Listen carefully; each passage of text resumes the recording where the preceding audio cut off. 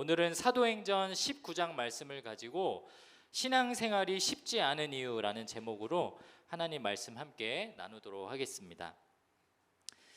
이 중고등부 교회 학교에 출석하고 있는 청소년들 대부분이 이런 이야기들을 했습니다. 세상의 학업이나 개인적인 일들로 주일에 교회에 오는 것도 힘들지만 사실 내가 신앙생활에서 힘든 점은 주일날 교회 온 거 외에 평상시의 삶 속에서 뚜렷하게 내가 정말 신앙이 있는지 정확한 기준을 찾지 못하는 것이라고 이렇게 이야기를 했습니다. 정서적으로는 부모님이나 어른들로부터 이렇게 어렸을 때는 막 주입식 교육을 받아서 너 예수님 믿잖아, 너 천국 가잖아, 너 하나님의 자녀잖아, 막 이렇게 해서 네 맞아요, 막 이렇게 했는데 청소년 시기에 특별히 이 그 성장학적인 그 특징으로 뭔가 세상의 중요한 것들에 대해서 질문하게 되고 의심하게 되고 또 내가 정말로 그런 사람인가 들여다보는 자아 성찰의 시기를 보내면서 신앙에 대해서도 어려움을 겪는다라는 거예요. 그래서 여러분들한테 한번 이게 되게 어려운 질문이기도 한데 그냥 한번 여러분 스스로 한번 답을 한번 해보셨으면 좋겠어요. 여러분 우리 그리스도인은 예수님을 믿어서 구원받아서 나는 하나님의 자녀가 되었고 그렇기 때문에 난 죽어도 내 영혼은 그 천국에 간다는 하나님 품에 안긴다라는 확신을 가지고 살거든요. 근데 이거를 그 전문 용어로 구원의 확신이라고 하는데 나는 구원의 확신이 있다. 그래서 오늘 예배 끝나고 간다고 하면 너무 사연이 슬프나? 수요일 목요일쯤에 갑자기 지진이 나서 내가 죽었다. 근데 나는 천국 간다. 이런 확신 있는 친구 있으면 한번 손 들어 볼래요? 이렇게 너무 높게 들으면 좀 부끄러우면 이 정도만 해줘도 네, 저만 볼 수 있게. 네. 그러니까요. 지금 뭐 부끄러워서 손을 안 들었든 믿음이 없어서 손을 안 들었든 여러분 지금 제가 봤을 때는 80-90%는 표시를 안 했거든요. 그러니까 이게 우리 신앙의 상태라는 거예요. 내가 오래 교회 다녔고 나 천국 갈 거야, 나 뭐 구원 받았어 라는 말을 하기도 했는데 지금 이 순간 누가 딱 물어보면 뭔가 확신을 가지지 못하는, 그게 우리 신앙의 상태라는 거죠. 이 오늘 본문인 사도행전 19장 말씀을 들여다보면 1차적으로는 누구보다도 이제 최선을 다해서 목숨을 걸고 복음 전도를 했던 사도 바울이 이 여러 가지 어려운 일들을 겪어요. 그래서 하나님의 일을 함에도 불구하고 왜 내가 이런 어려운 일을 겪어야 되냐, 왜 순탄하게 흘러가지 않느냐라는 여러 가지 물음이 생기고 그것에 대해서 고민하는 끝에 감사하게도 하나님의 음성을 듣고 깨우침을 받는 이야기들이 나옵니다. 근데 저는 오늘 이 사도 바울이라는 한 사람에게 임했던 하나님의 해답이 여러분 신앙생활을 하면서 이 청소년 시기에 고등학생 시기에 내가 정말 이렇게 믿고 있는 게 맞나라는 질문을 하고 있을 때에 오늘 이 본문의 이야기가 또 설교 말씀이 여러분에게 해답이 될 수 있기를 주의 이름으로 축복합니다. 우리 신앙생활이 이렇게 간단하지 않고 쉽지 않은 이유는 무엇일까? 우리 신앙생활이 쉽지 않은 이유는 첫 번째로 뭐냐면 신앙은 내 생각과 의지로 지킬 수 있는 것이 아니라 복음의 능력으로만 지킬 수 있는 것이기 때문이에요. 한번 따라해 보겠습니다. 신앙은 내 의지로 지킬 수 있는 것이 아니다. 네, 오늘 본문에 이제 오늘 우리가 19장 말씀을 읽었는데 우리가 지난주까지는 혹시 기억할지 모르겠어요. 지난주 설교 본문이 사도행전 16장이었습니다. 그리고 지도를 하나 보여주시면은 제가 16장 본문의 이야기는 사도 바울의 2차 전도 여행이라고 했어요. 그래서 저기 그 안디옥에서 출발해가지고 사실은 엄청나게 돌로 두드러 맞아서 트라우마가 있어서 가지 말아야 할 곳이 있었는데 그 지역이 루스드라라는 곳이라고 그랬죠. 그래서 그럼에도 불구하고 사도 바울이 담대하게 루스드라에 갔을 때 하나님이 디모데를 만나게 해주시고 굉장히 큰 힘을 주셨다라는 이야기들을 했습니다. 자, 1차 전도 여행 때는 소위 말하면 육체적인 어려움을 겪었어요. 막 감옥에 갇히기도 했고요. 그리고 돌에 맞아서 그 성경에 기록된 대로 죽은 줄 알고 사람들이 성 밖에다 끌어낼 정도로 그런 굉장히 힘든 그런 육체적인 고통을 겪었다면 2차 전도 여행의 특징은 뭐냐면 이 멘탈이 흔들리는 일들을 겪습니다. 정신적인 어려움을 겪어요. 완전히 이제 멘붕의 사건들을 겪는데 대표적인 사건이 어떤 거였냐면 저 지도를 잠깐 보여주시면은 2차 전도 여행 때 내륙 지방 안디옥에서 루스드라 더베 이렇게 해가지고 저 이 위쪽에 보면은 화살표로 위로 한번 거슬러 올라가는데 저기가 지금의 그리스거든요. 그래서 터키에서 그리스로 넘어가면서 어느 도시에 가냐면 따라해 보겠습니다. 아테네. 네, 그 아테네라는 도시에 갑니다. 그게 헬라어로 아덴이에요. 아덴. 저 도시에서 굉장히 이 사도 바울 입장에서는 멘붕을 겪는 사건을 경험해요. 이게 뭐냐면 17장 16절 이하에 이렇게 나옵니다.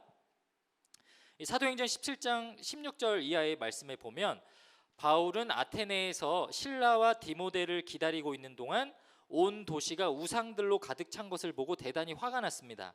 그래서 바울은 회당에서 유대인들과 하나님을 경외하는 그리스인들과 토론을 벌였습니다. 그리고 광장에서 만나는 사람들과 날마다 토론하였습니다. 어떤 에피쿠로스 철학자들과 스토아 철학자들이 바울과 논쟁을 하게 되었습니다. 그들 중에 어떤 사람은 이 수다쟁이가 무슨 말을 하려고 하는가라고 말하기도 하였고, 또 어떤 사람은 그가 외국의 다른 신들에 관해서 말하는 것 같다라고 말하기도 하였습니다. 여러분, 이 성경 구절의 내용을 여러분이 잘 들여다봐야 되는데 18절에 보니까 에피쿠로스 철학자, 스토아 철학자, 막 이런 철학자들이 나왔다라고 하죠.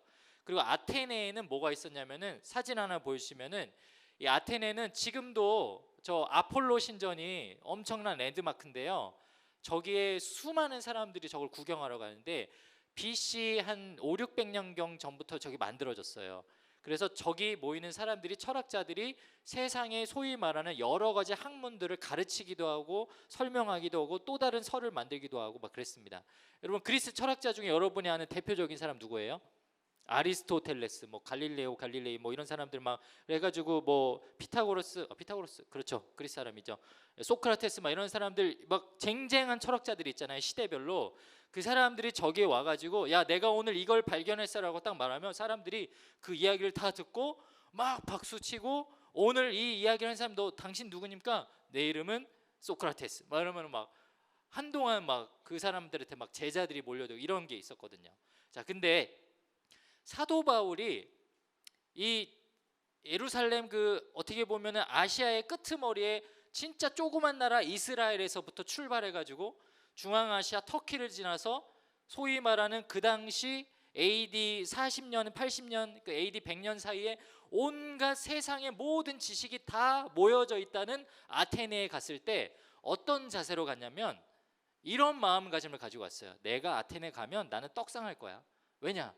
나는 너희들이 아는 헬라 철학도 공부했고, 나는 유대인들이 말하는 유대인 종교도 공부했고, 그런데 진짜 살아계신 하나님에 대해서 내가 아주 잘 알고 있거든. 그러니까 가서 내가 경험한 것들과 내 지식들과 그걸 가지고 여기서 소위 말하는 썰을 풀기 시작하면 소크라테스, 뭐 아리스토텔레스가 아니라 사도 바울의 이름을 외칠 거야라는 그런 인간적인 자만이 있었어요. 근데 오늘 18절 말씀에 사람들이 어떻게 반응했냐면 이 수다쟁이가 무슨 말을 하려고 하는가, 이게 속된 말로 무슨 말이냐면 뭐야, 이렇게 쓸데없는 말을 많이 해. 사람들이 이렇게 반응했다라는 거예요. 자신이 굉장히 성공할 줄 알았고, 누구보다도 여기서는 하나님에 대해서 그리고 그들 문화에 맞는 수준의 설명을 하고 온갖 신화들을 막 믿고 있는 그 사람들에게 자기가 알고 있는 지식과 지혜로 전도하면 성공할 줄 알았는데 어떻게 됐다고요? 쫄딱 망했다라는 거예요. 그래서 사도행전 17장에 32절 33절에 보면 이렇게 성경에 기록되어 있습니다. 부활에 관한 이야기를 듣고 비웃는 사람들도 있었지만 이 내용에 관해 나중에 더 듣고 싶다라는 사람들도 있었습니다. 여러분, 이건 좋은 피드백이 아니고요. 왜 사람이 계속 말을 해요. 근데 내가 듣기 싫어. 그때 한국 사람들 어떻게 거절해요? 아, 그러면 다음에 시간 될 때 다시 해볼게요. 이렇게 하고 가죠. 지금 딱 그건 거예요. 그리스 사람들이 사도 바울의 이야기를 듣는 둥 마는 둥 하고 거절을 했어요.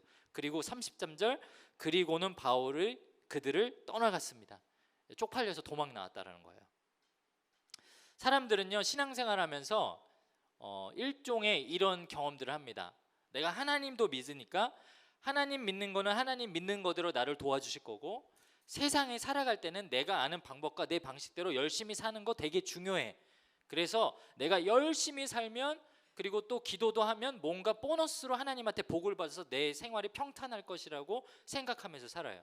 그게 그리스도인들이 가지는 큰 착각 중에 하나예요. 근데 신앙생활 해보고 성경을 잘 읽어보면 하나님의 영적 원리는 뭐냐면, 신기하게도 내 지식과 내 지혜와 내 능력을 막 발휘하기를 하나님 원하지 않으세요.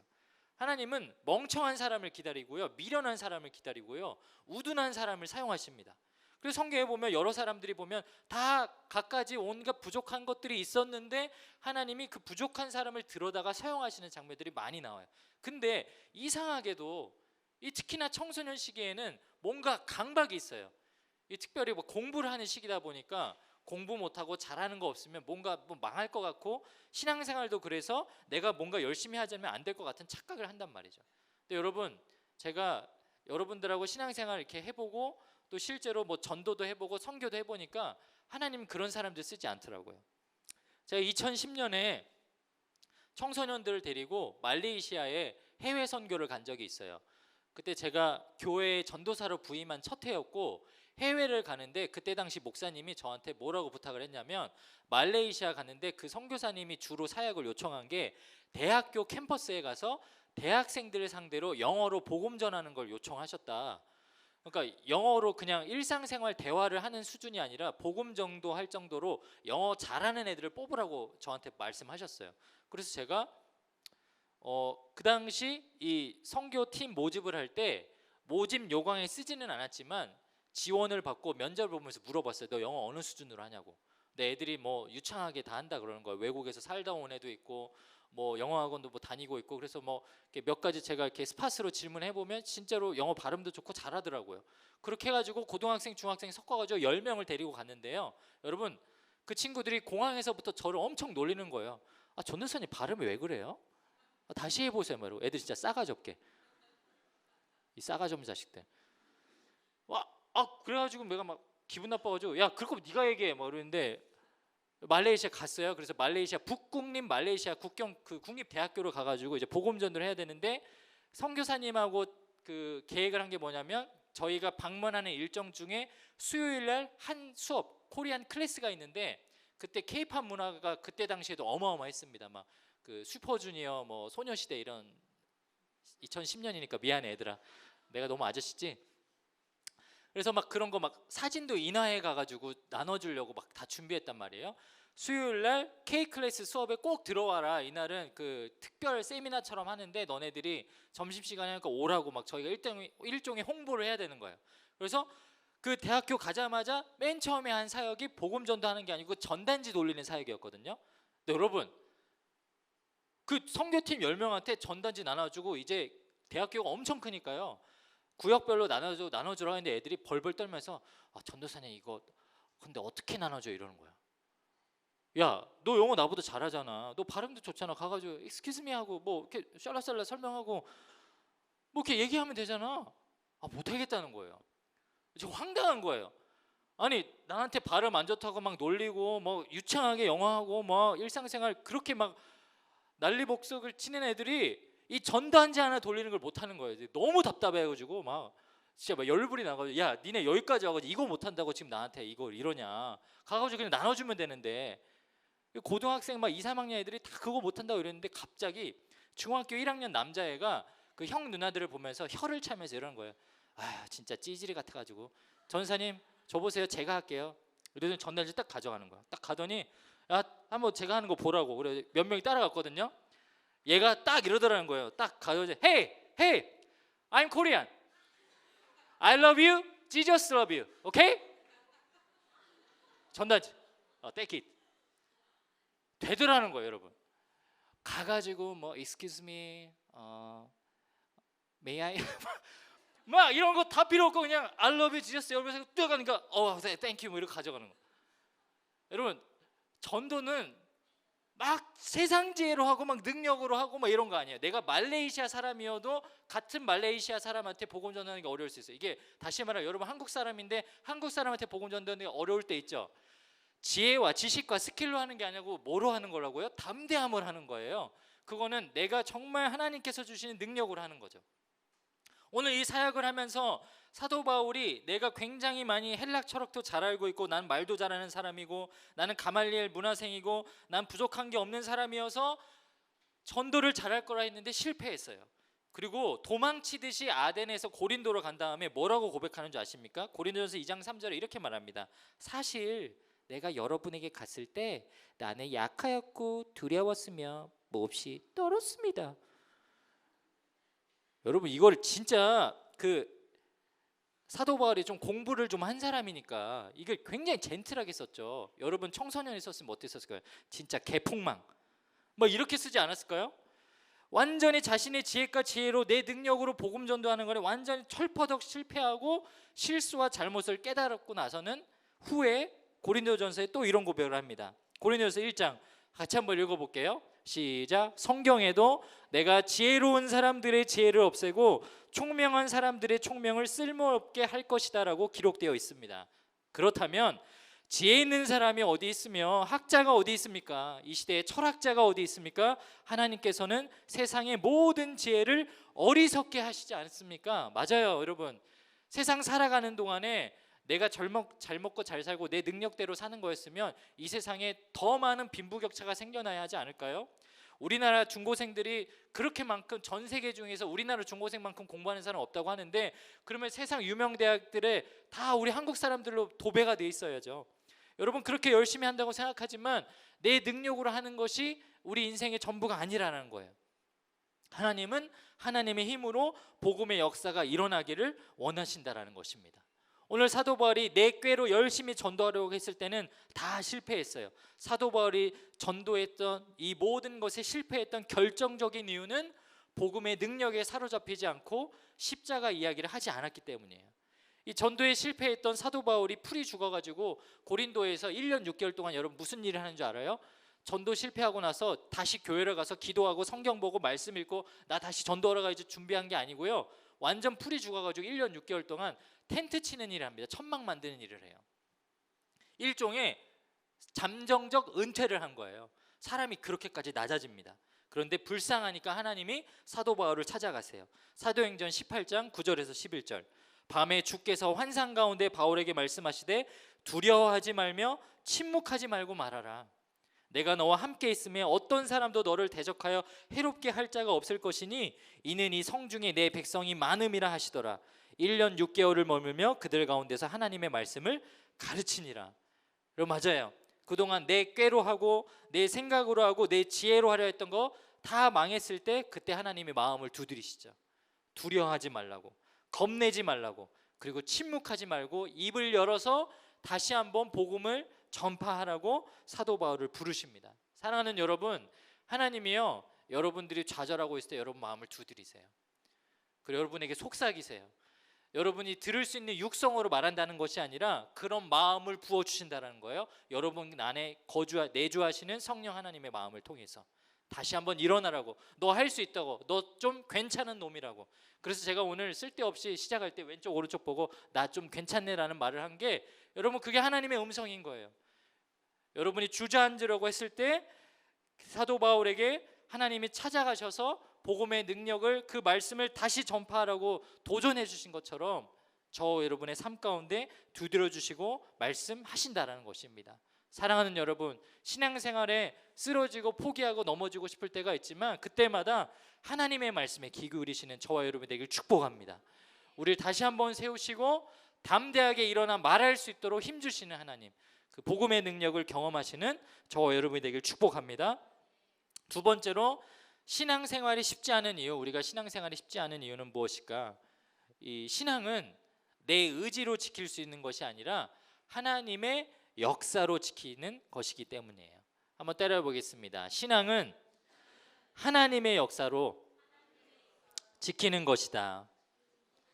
제가 첫 번째는 어떤 영적 원리를 가르쳐줬죠. 신앙생활 하는 데 있어서 내 지식과 내 지혜로 하는 것이 아니라 내 힘을 빼고 진리 대신 하나님의 말씀에 귀 기울이는 것에서 시작된다 그랬잖아요. 그런데 또 한 가지 영적인 원리는 뭐냐면 내가 할 수 있어요. 내 힘이 있어요. 근데 하나님이 하시도록 내 힘을 빼는 거예요. 그거를 유식한 말로는 겸손이라고 말합니다. 오늘 사도 바울이 이 아덴에서 쫄딱 망하고 고린도에서 다시 한번 하나님의 음성을 듣고 그리고 자신을 재정비하는 시간을 보낸 다음에 그리고 오늘 우리가 읽었던 19장의 본문이 되는 한 지역으로 갑니다. 그 지역이 어디냐면 에베소라는 지역이에요. 에베소. 이 에베소라는 지역에 갔을 때 크게는 네 가지 사건을 경험합니다. 이 사도 바울이 에베소에 갔을 때는 완전히 정신무장이 다 되어 있었거든요. 무너진 멘탈이 다시 하나님으로부터 회복이 된 거예요. 그래서 고린도에서 에베소에 가자마자 막 여러 가지 그 기적의 역사들을 경험해요. 첫 번째는 방언하고 예언하는 그런 성령의 은사들을 경험합니다.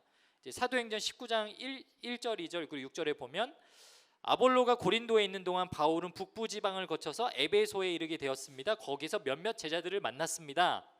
바울이 그들에게 물었습니다. 여러분은 믿을 때에 성령을 받았습니까? 그들이 대답했습니다. 우리는 성령이 계시다는 것조차 들어본 적이 없습니다. 이렇게 말해요.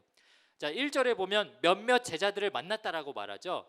사도 바울은 에베소에 가본 적이 없어요. 근데 거기에 제자가 있어요. 그럼 이건 누구 제자예요? 사도 바울의 제자는 아니라는 거예요. 누구 제자였는지 성경에 나중에 나오는데 그게 누구 제자들이었냐면 침례 요한의 제자들이었어요. 여러분 침례 요한 알아요?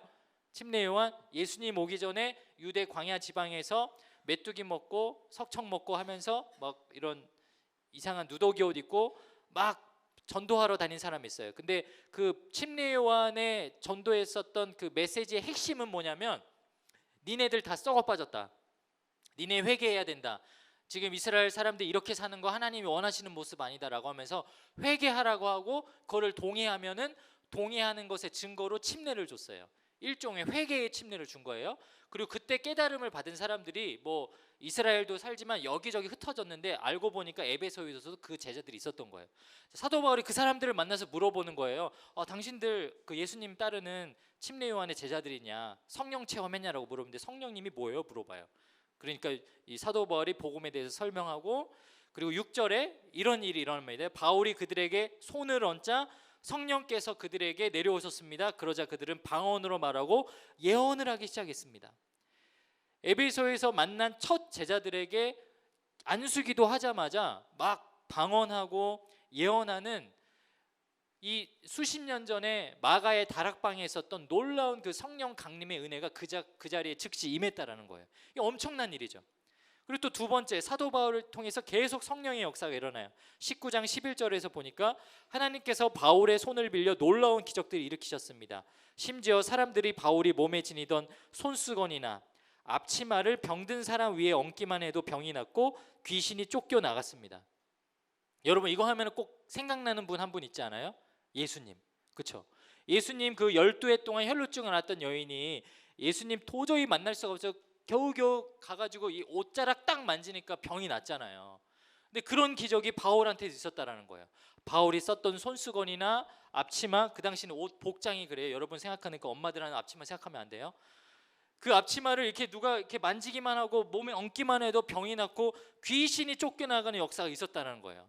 심지어는 사람들이 어떤 일까지 하냐면 13절에 사방으로 돌아다니면서 귀신을 쫓아내는 유대인들이 주 예수님의 이름을 이용하여 귀신을 쫓아내려는 사람들이 있었습니다. 그래서 그들이 뭐라고 기도를 했냐면 이렇게 말하는 거예요. 사도 바울이 전파하는 예수님의 이름으로 명령한다. 그 사람에게서 나오너라 이렇게 얘기했대요. 여러분 수련회 같은 데 가거나 기도회 가면은 목사님들이 선포 기도할 때 있어요. 그때 뭐라고 얘기해요? 내가 나사렛 예수 그리스도의 이름으로 명하노니 너희 더러운 영들은 떠나갈지어다 이렇게 말하죠. 그때 그 더러운 영들은 떠나갈지어다라는 그 권세를 주신 이름을 뭐라고 얘기해요? 예수 그리스도의 이름으로. 그렇죠? 근데 그 당시는 뭐가 유행했다고? 예수 그리스도의 이름이 아니라 그 앞에 수식어가 하나 붙어. 바울이 전파하는 예수님의 이름으로 명하노니 악한 영아 떠나갈지어다. 그 정도로 사도 바울의 이 기세가 등등했다라는 거죠. 와, 여러분 이거 완전히 인생의 반전 아닙니까? 그 전에는 막 그 아덴에서 복음전도 실패하고 텐트 짓고 막 자존감 바닥에 치던 그 사도 바울이 복음의 능력에 사로잡히니까 놀라운 일들이 계속해서 일어났다는 거예요. 그리고 이 일들이 계속 번져나가서 결국은 에베소라는 이 도시 전체가 뒤집어지는 사건이 일어나요. 세 번째 사건은 뭐냐면 에베소 지역의 이 전체의 우상 숭배가 다 사라집니다. 이 사도행전의 이 19장에 어떻게 보면 가장 큰 성령의 역사 중에 하나인데요. 이 에베소 지역의 사람들은 극심한 우상 숭배를 하는 사람들이었어요. 이들이 믿는 그 모든 그 잡신들이 되게 많았는데 에베소에는 아데미라는 그 신을 여신을 굉장히 그 신령하게 섬겼습니다. 그래서 아데미 신전도 있었습니다. 이 사람들이 사도 바울의 어떤 복음 전하는 역사들을 보고 우리가 막 신전 만들고 신상 만들고 이거 다 짭퉁이구나. 진짜 신은 저 아시아에서 건너온 사도 바울이라는 사람이 말하는 하나님이라는 분이 진짜 신이구나. 이걸 깨닫고 나서 자신의 삶을 다 깨뜨리고 변화시키는 놀라운 회개의 역사가 일어납니다. 19장 17절부터 읽어드릴게요. 이 일이 에베소에서 사는 모든 유대인과 그리스인들에게 알려지자 그들은 두려움에 사로잡혔으며 예수님의 이름을 찬양했습니다. 왜 두려웠을까요? 이들은 신문화가 있어요. 내가 그동안 짭퉁신을 섬겼는데 진짜 신이 짭퉁신을 섬기는 우리 민족을 알면 우리를 처벌하지 않을까, 벌 주지 않을까 두려워했다라는 거예요. 18절, 믿는 사람들이 많이 나와서 사람들 앞에서 자기들이 행한 일들을 고백하기 시작했습니다. 야, 사도 바울이라는 사람이 있는데 막 귀신 고치더라, 병 고치더라, 뭐 난리가 나더라. 그리고 심지어는 사도 바울이 아닌데 바울이 전파하는 예수의 이름으로 명하는 귀신이 나가라면 진짜 귀신이 나가더라. 그 하나님이 진짜 계신 분이다. 막 서로 이야기를 했겠죠. 그러다 보니까 19절에 이런 일이 일어납니다. 그들 중에는 마술을 부리던 사람들이 있었는데 그들이 자기들의 마술책을 가져다가 사람들 앞에서 다 태워버렸습니다. 그 책값을 계산하면 은화 5만 개 가량 되었습니다. 우리 남자친구들 RPG 게임 같은 거 하면 알 텐데, 이 RPG 게임에 하면 보통 기본 캐릭터가 뭐예요? 난 RPG 게임 안 하니? 나도 게임 잘 안 하는데 그 뚜까패는 그 칼 들고 설치는 애죠. 근데 이제 마법사 같은 애들이 막 티어가 엄청 올라가고 막 그 되면은 마법으로 막 손 못 쓰게 막 한 번에 막 여러 아무튼 제가 게임을 잘 안 해서 모르겠는데 막 엄청난 힘을 발휘하잖아요. 그거 생각하면 돼요. 이 당시 마술사라는 직업은 엄청나게 고위직이에요. 돈도 굉장히 많이 벌고, 그리고 이 우상 숭배가 만연하는 이 시대 가운데서 대대손손 먹고 사는 아주 중요한 그런 직업입니다. 근데 그 사람들이 지금 자기 밥그릇을 다 버린 거예요. 내가 그동안 이거 마술책 부리면서 어디 가가지고 막 마술 부리고 주술 부리고 귀신 뭐 부리고 이렇게 했던 거 이거 다 가짜다. 내가 가짜신 섬긴 거다. 우리 진짜 신이신 예수 그리스도의 이름, 하나님의 이름을 외쳐야 된다라고 하면서 이 모든 마술책을 가져다가 다 태워버립니다. 근데 그 양이 얼마나 됐다고요? 은화 5만 개 가량. 그 사람들을 모여서 다 태운 양이 은하로는 5만 개고요. 돈으로 환산하면 5만 데나리온이고 하나로는 약 50억 원 정도 됩니다. 화폐 가치가 그 당시에 화폐 단위로도 없었던 어마어마하게 큰 금액이에요. 자신의 인생을 다 송두리째 하나님께 맡겨드리고 나는 이제 올바른 인생을 살겠노라고 결단했던 거죠. 근데 이렇게 놀라운 영적 부흥의 절정의 시기에 갑작스레 안타까운 한 사건이 일어납니다. 네 번째 사건. 언제나 그렇듯 좋은 일이 있으면 나쁜 일이 찾아오죠. 네 번째 사건은 뭐냐면 이제 그 에베소 사람들 중에 바울의 무리를 시기하던 어떤 무리들이 이 사도 바울과 그를 따르는 사람들을 고발하기 시작합니다. 이유가 있었어요. 뭐였냐면 돈 때문이었어요. 19장 23절에서 27절 보면 이렇게 나옵니다. 그 무렵 에베소에서는 예수님의 도 때문에 적지 않은 소란이 일어났습니다. 데메드리오라고 하는 은 세공인이 있었는데 은으로 아데미 여신의 신전 모양을 만드는 사람이었습니다. 그는 이 일로 직공들에게 많은 돈을 벌게 했습니다. 여러분, 이게 중요해요.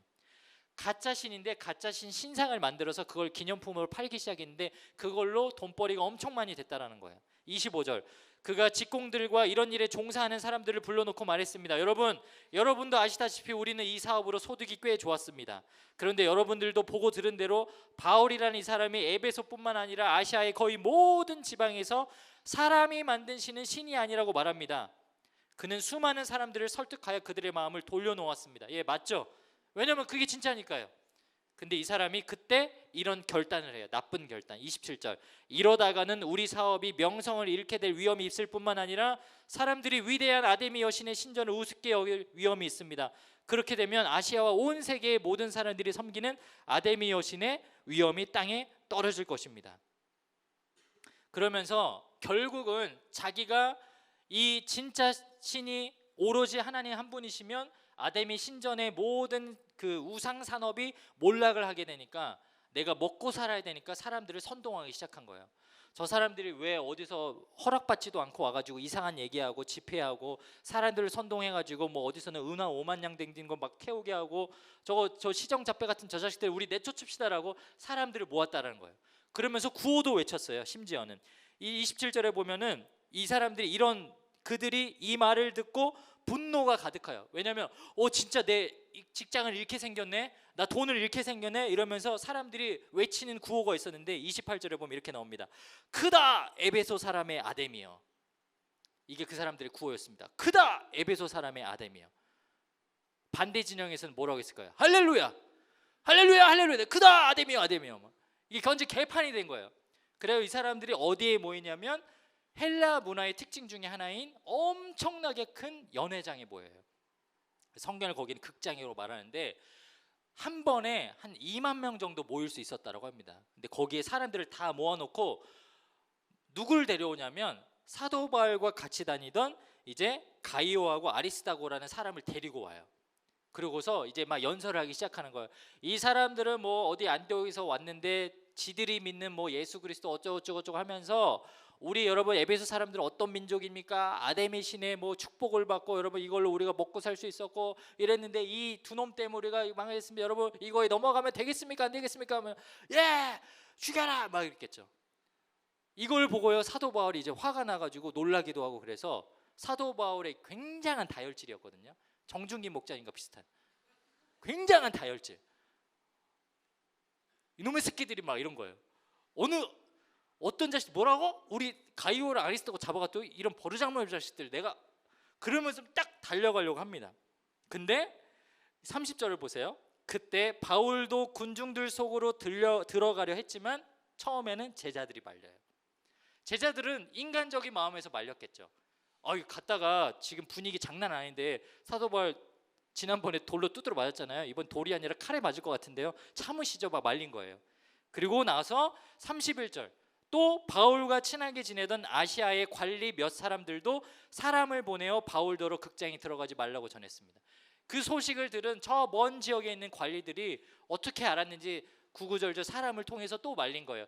그 에베소 사람들 진짜 거세다. 절대로 가지 말아라고 사도 바울을 또 말렸죠.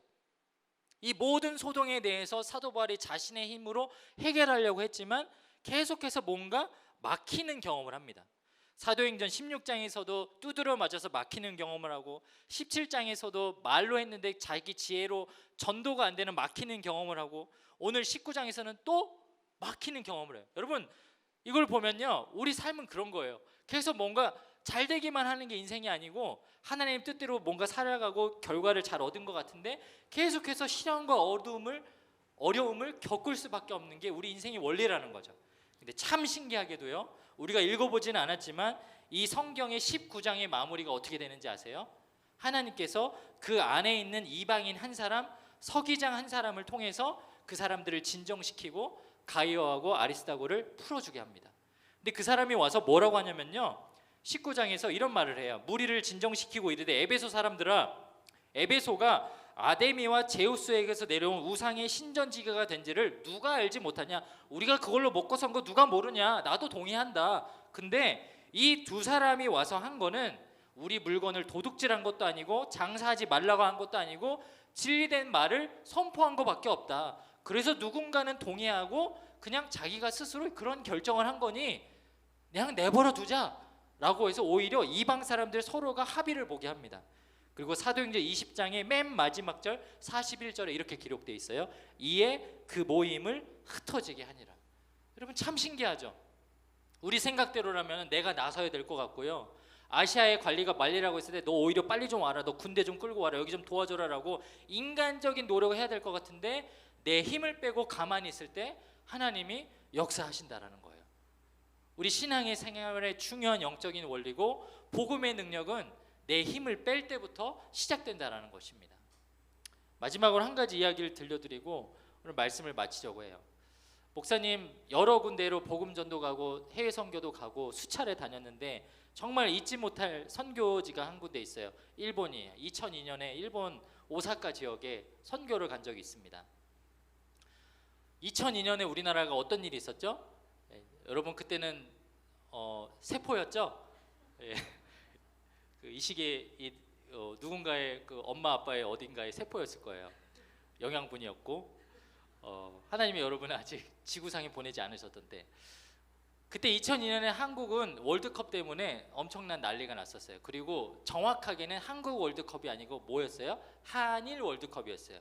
일본하고 한국에서 동시 진행한 월드컵. 근데 우리나라는 좋은 성적을 거뒀고 일본은 아시다시피 뭐 그렇게 됐어요.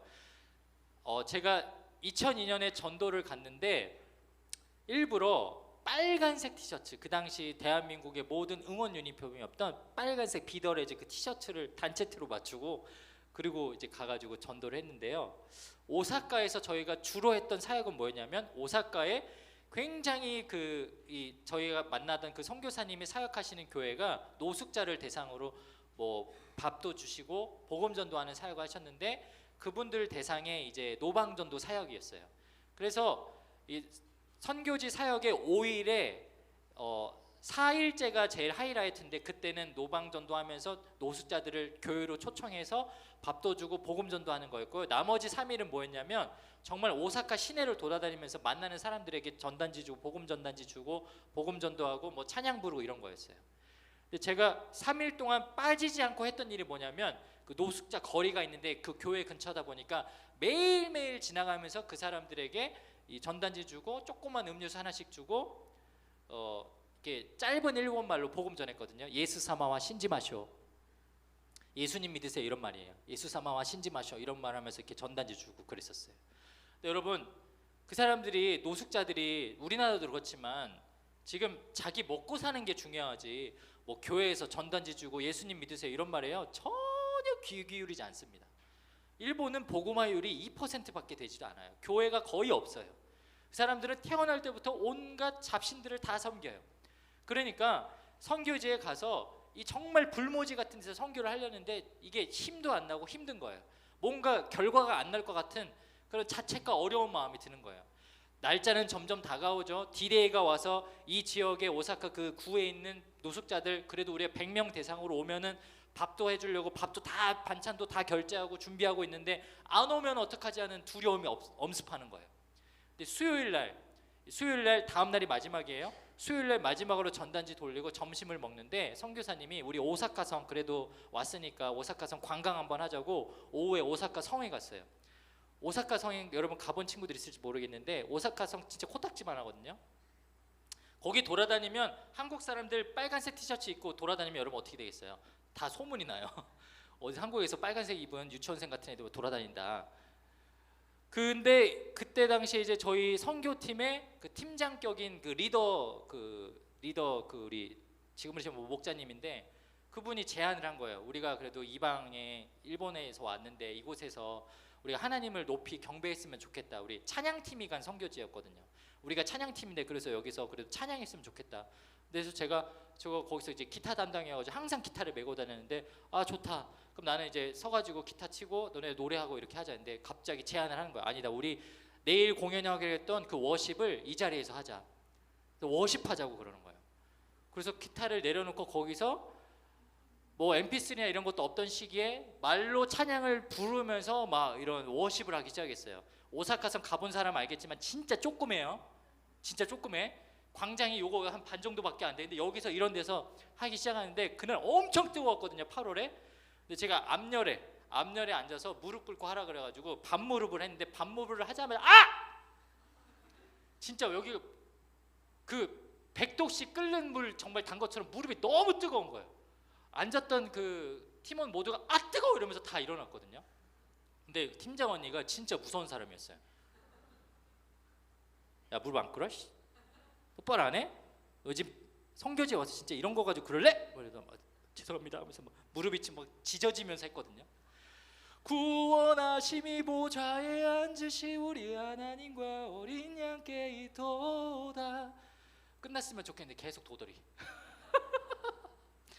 다 하고 났는데 여기가 다 시뻘개져가지고 다 화상을 입었어요.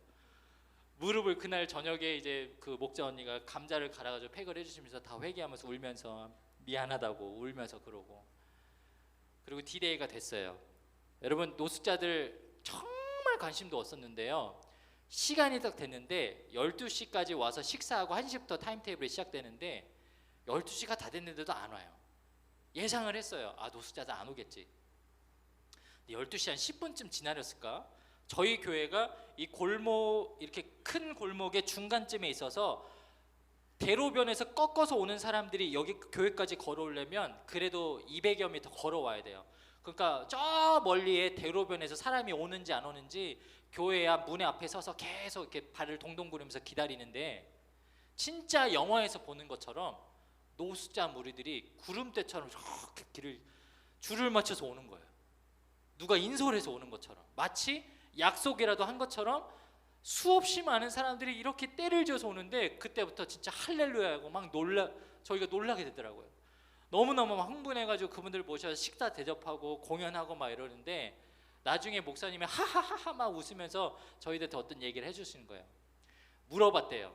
당신네들 우리가 지금 5년 10년 가까이 매번 이렇게 해도 교회 오는 분 4-5명밖에 안 오는데 오늘 어쩐 일로 이렇게 많이 왔냐, 50명 넘게 어떻게 왔냐 그랬더니, 우리 중에 한 사람이 오사카성 근처에 노숙하는 사람이 있는데 거기에 어제 어떤 한국 애들이 이상한 공연을 하는 거 봤는데 그거 신기해가지고 다시 보고 싶어서 왔다고. 그 사람들 여기 있냐고. 맞다고. 한국구 그래서 여러분, 우리 기뻐가지고 다시 빨간색 옷을 갈아입고 와가지고 거기서 또 했어요. 여러분, 진짜 말 같지도 않은 일로 하나님이 역사하세요. 여러분, 오사카 성에서 우리가 공연하는 거 노숙자들을 보리라고 우리가 생각을 했을까요? 그리고 제가 무릎이 뜨거워지고 그 자리에서 기쁜 마음으로 했을까요? 제가 진짜 구원하심이 보좌에 앉으시니까 제발 좀 끝냅시다, 이런 마음으로 했는데 하나님이 역사하시더라는 거예요. 내 힘을 빼고 나는 아무것도 하는 거 없지만 하나님의 기준과 하나님의 방법은 다르다라는 거예요. 사랑하는 여러분, 신앙생활 쉽지 않아요. 어렵습니다. 우리도 때때로 포기하고 싶고 지치고 힘들 때가 있어요. 근데요, 신기하게도 하나님은 그렇게 일하세요. 내가 포기하려고 했을 때 내 마음을 두드려 주셔서 담대하게 증거하고 말하라 말씀하시고, 그리고 내 힘을 온전히 뺐을 때 하나님께서 일하십니다. 그게 하나님의 부르심이고 하나님의 역사하심이라는 거예요. 사랑하는 여러분, 오늘 이 말씀을 여러분 끝까지 기억하는 저와 여러분 되길 축복합니다. 여러분의 어떤 영적 전쟁과 같은 여러분의 신앙의 삶 가운데 끝까지 우리를 지켜주시고 보호해 주시는 하나님의 역사를 경험함으로써 우리 마침내 마지막 천국 가는 그날까지 우리 순전한 신앙을 지켜갈 수 있는 우리 고등마을 모두가 되시기를 주님의 이름으로 축복합니다. 우리 함께 기도하겠습니다.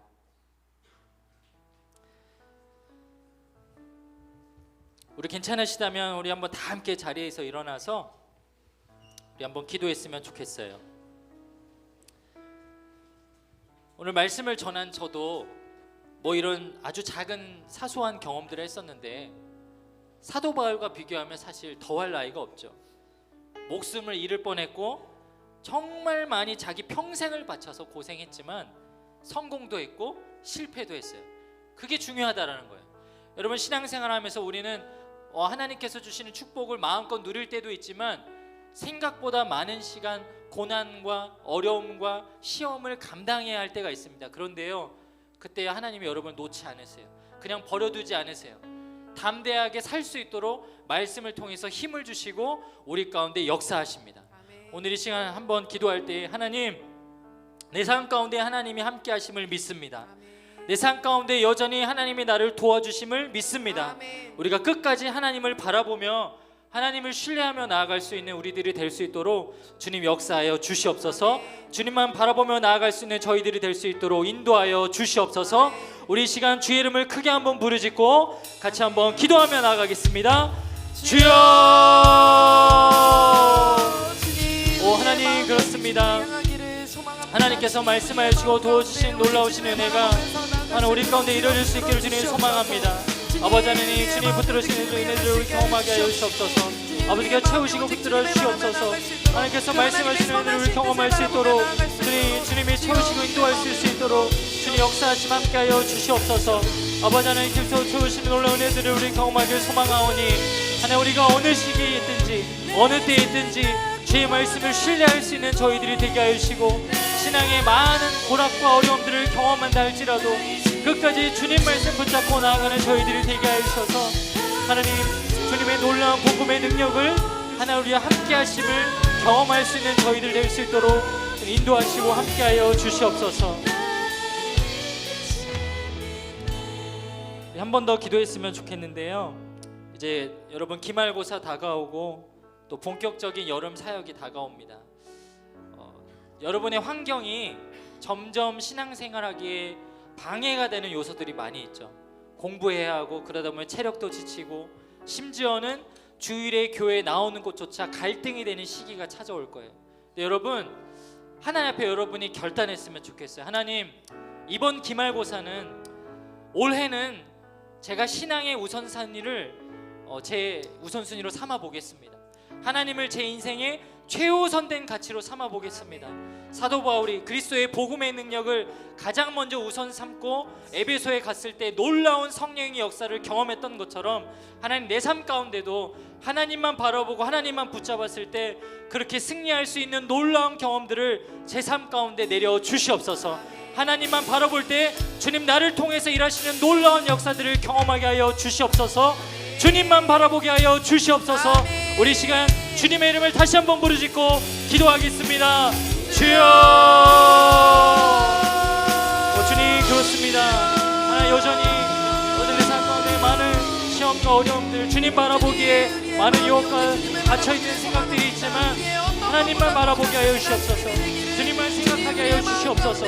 아버지가 내 생기를 예수의 올리시를 될 수 있도록 주님께서 채우시고 말씀하여 주시옵소서. 아버지께서 주님의 오늘의 은혜 가운데 하나님 말씀하여 주시고 도와주셔서 더 어느 것보다도 온전히 주의 뜻을 쫓아 나아갈 수 있도록 말씀하여 주시고 인도하여 주시옵소서.